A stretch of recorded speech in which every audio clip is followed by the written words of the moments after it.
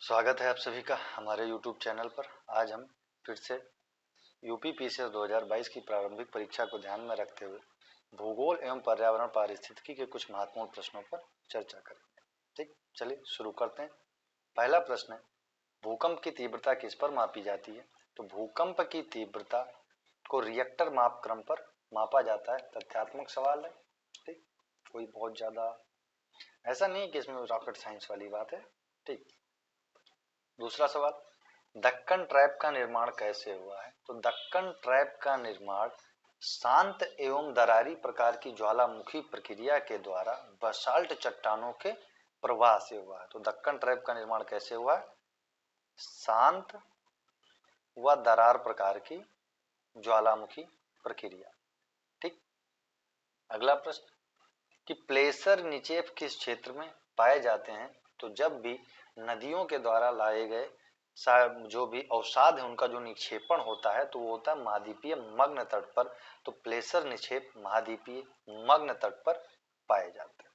ठीक, अगला प्रश्न है कि किस स्थलाकृति से ग्रेवन संबंधित है? तो ग्रेवन रिफ्ट घाटी को ही कहते हैं कि जब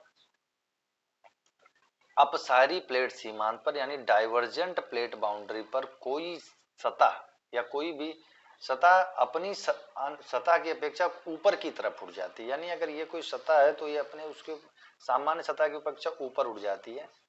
ठीक, या फिर नीचे धंस जाती है। तो नीचे अगर धंस जाएगा तो फिर दूसरी तरफ जो बनेगा तो उसको ब्लॉक पर्वत, और जो धंसी हुई सतह उसको रिफ्ट घाटी कहते हैं। वहीं ऊपर वाली जब किसी भी ब्लॉक पर्वत के दो तरफ रिफ्ट घाटियां पाई जाती हैं तो उनको ग्रेवन कहते हैं। कोई सतह अपनी सामान्य सतह से ऊपर उठ गई है, शांत दरार कह रहे हैं, कन्वर्जन प्लेट बाउंड्री पर, तो इस जो घाटी बनता है उसके साथ तो उसको रिफ्ट घाटी या इसी रिफ्ट घाटी को ग्रेवन कहते हैं। वहीं उठे हुए भाग को हॉस्ट पर्वत के नाम से जाना जाता है।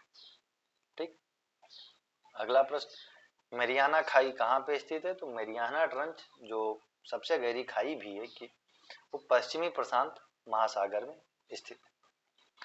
अगला प्रश्न कि निम्नलिखित कथनों पर विचार कीजिए। विचार क्या करना है, कौन सा कथन सही है?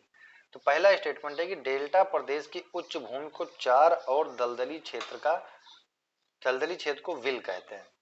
ठीक, तो पहला स्टेटमेंट एकदम सही है कि डेल्टा प्रदेश में उच्च भूमि को चार और दलदली क्षेत्र को विल कहते हैं। और दूसरा स्टेटमेंट कि रेह कल्लर या धूड़ खादर मैदान की विशेषता है। तो रेह कल्लर और धूड़ दोनों खादर मैदान की ही विशेषताएं हैं। ठीक,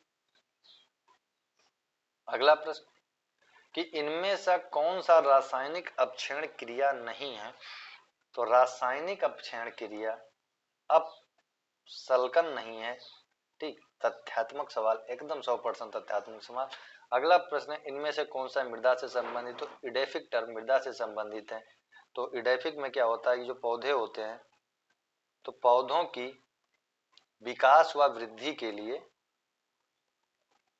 जिन मृदीय कारकों की आवश्यकता होती है उसको इसके बाद इससे संबंधित टर्म या इडेफिक के अंतर्गत उसके बारे में जानकारी हमको मिलती है।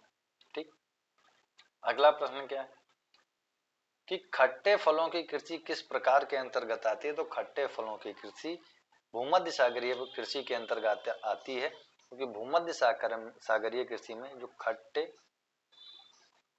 व रसेदार फल हैं जैसे अंगूर, इन सब की खेती के लिए सबसे उपयुक्त जलवायु प्रदेश। ठीक, अगला प्रश्न है, ऑस्ट्रेलिया का वीपा क्षेत्र किसके लिए प्रसिद्ध है? तो ऑस्ट्रेलिया का वीपा क्षेत्र बॉक्साइट एस्क के भंडार के लिए प्रसिद्ध है। तथ्यात्मक सवाल है। अगला प्रश्न भी एकदम तथ्यात्मक है कि बिग इंच पाइपलाइन के द्वारा प्रवाहित किया जाता है। तो बिग इंच पाइपलाइन के द्वारा गैस जल दूध तो छोटी इंच पाइपलाइन के द्वारा भी प्रवाहित कर लिया जाएगा। तो बिग इंच पाइपलाइन के द्वारा किसको? पेट्रोलियम को ही प्रवाहित किया जाता है। ठीक, बहुत सारे सवाल हैं लेकिन एकदम तथ्यात्मक है।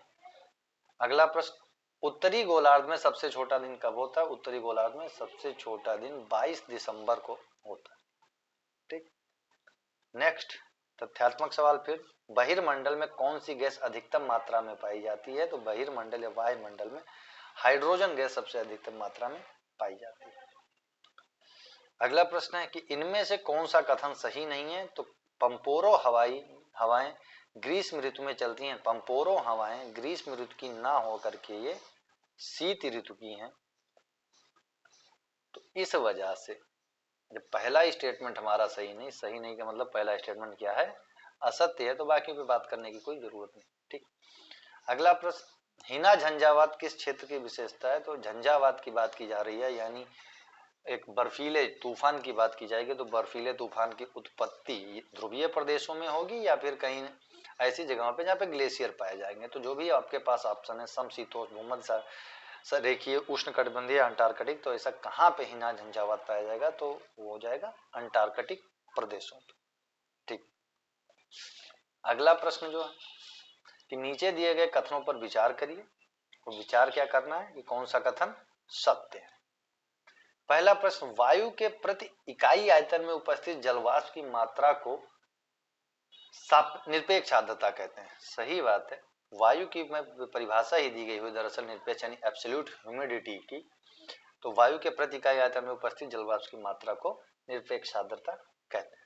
अगला प्रश्न जो है, किसी निश्चित तापमान पर वायु में उपस्थित जलवाष्प की मात्रा एवं जल ग्रहण करने की क्षमता के अनुपात को सापेक्षिक आर्द्रता कहते हैं। दोनों के दोनों, एक रिलेटिव ह्यूमिडिटी, दूसरा एब्सोल्यूट ह्यूमिडिटी को परिभाषित किया गया है। सापेक्ष आर्द्रता जल ग्रहण करने की क्षमता है, जलवाष्प की मात्रा का मापन करती। इस वजह से जो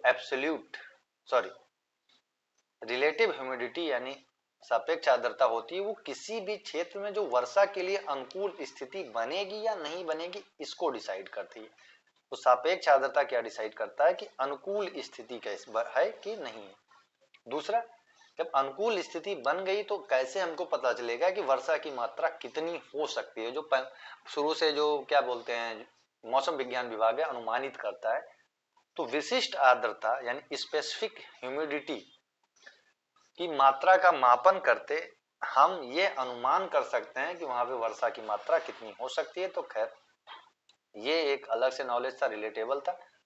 तो ये दोनों के कथन सही है, दोनों में सीधी तौर पर दोनों परिभाषाएं ही लिखी हैं। तो हमारा ऑप्शन सी सही चला जाए। ठीक। अगला प्रश्न जो अभी मैंने बताया कि स्पेसिफिक ह्यूमिडिटी वर्षा की मात्रा से संबंधित है। तो वर्षा की मात्रा से क्या संबंधित हो जाएगा? स्पेसिफिक ह्यूमिडिटी उस वायुमंडल में जो नमी की मात्रा कितनी है उसको दर्शाती है। ठीक। अगला प्रश्न, इनमें से कौन सी महासागर धारा लेब्राडोर धारा से मिलती है? तो है फ्लोरिडा। ठीक, फ्लोरिडा स्ट्रीम या करंट जा करके लेब्राडोर से मिलती है। अगला प्रश्न, पृथ्वी पर मौजूद समस्त ताजे जल का आधार नदियों, झीलों और भूजल के रूप में विद्यमान है। सही बात है, क्योंकि ताजे जल अब तालाब में थोड़ी ना होगा, नदी झील, क्योंकि नदियों में अधिकांश पानी होता है हिमों के या ग्लेशियर के पिघलने से। भूजल के रूप में तो छनके जाता है। तो झीलें, बहुत सारी ऐसी झीलें हैं जहाँ पे ताजे पानी की झीलें मौजूद। ठीक।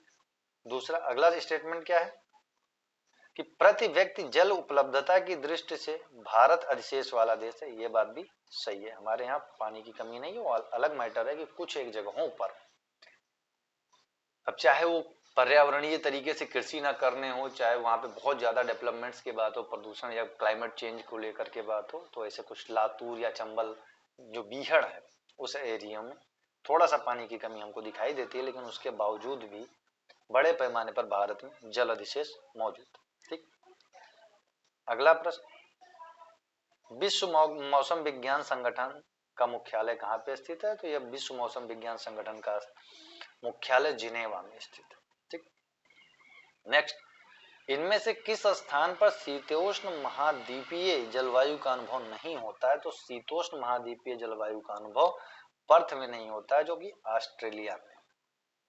नेक्स्ट प्रश्न, याकूत कहाँ के निवासी हैं? तो याकूत टुंड्रा प्रदेश के निवासियों को कहा जाता है, एक ट्राइबल कम्युनिटी होती। ठीक। अगला प्रश्न है, किर्गिस्तान और उज्बेकिस्तान किस देश कौन से क्षेत्र में स्थित है? तो ये मध्य एशिया देश के क्षेत्र में कहा जाता है कि इन सारे देश जो तान वाले देश है, रसिया के पास के देश। ठीक। अगला प्रश्न, कुला कांगड़ी पर्वत शिखर किस देश में है? कुला कांगड़ी पर्वत शिखर भूटान देश में है। इसको आप लोग मैप पे मार्क करिएगा, क्योंकि भूटान हमारा एक पड़ोसी देश होने के साथ साथ हमारे साथ उसके संबंध यानी मित्रवत संबंध है। ऐसा नहीं है कि हमारे यहाँ उसके साथ कोई संबंध खराब। नेक्स्ट प्रश्न 25वां और अंतिम प्रश्न है कि पराना नदी ब्राजील की उच्च भूमि से निकलकर रियो डी प्लाटा में गिरती है। ये गलत है, रियो डी प्लाटा में नहीं। दूसरा प्रश्न है, दक्षिण अमेरिका का सबसे ऊंचा बांध इटाइपू इसी नदी पर अवस्थित है। हाँ, ये पहला स्टेटमेंट सही है कि ब्राजील की उच्च भूमि से यानी ब्राजीलियन हाईलैंड से निकलकर रियो डी प्लाटा में गिरती है, तो पहला स्टेटमेंट हमारा सही है। और दक्षिण अमेरिका का सबसे ऊंचा बांध इटाइपू इसी नदी पर अवस्थित है, यह स्टेटमेंट भी सही है। अगला स्टेटमेंट, यह नदी बोलिविया और पराग्वे के मध्य सीमा बनाती है, यह स्टेटमेंट इसका गलत है। यह नदी बोलिविया और पराग्वे के मध्य कोई किसी भी सीमा का निर्माण नहीं करती है, तो हमारे पहला और दूसरा स्टेटमेंट सही है। तो हमारा ऑप्शन कौन सा सही चला जाएगा? ठीक। अगर वीडियो इंफॉर्मेटिव लगे तो इसको लाइक करिए, सब्सक्राइब करिए और दोस्तों के साथ शेयर करिए, जिससे हमारा भी मनोबल बढ़े और ज्यादा से ज्यादा मात्रा में आपको कंटेंट प्रोवाइड कर सके।